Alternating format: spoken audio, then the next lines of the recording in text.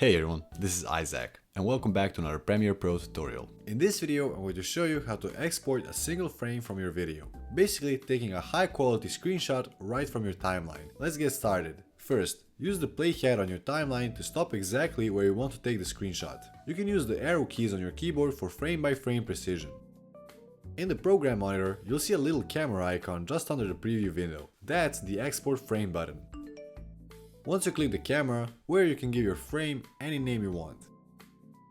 You can choose the format, choose PNG for transparent or high quality stills, or JPEG for smaller file sizes. And the last thing you can choose is the location, where you can choose where to save it on your computer. You can also choose import into project if you want it to appear on your media bin automatically, then hit OK. And Premiere will instantly export the frame as an image. You can use the exported frame for thumbnails, preview images, freeze frame effects, or reference shots while color grading.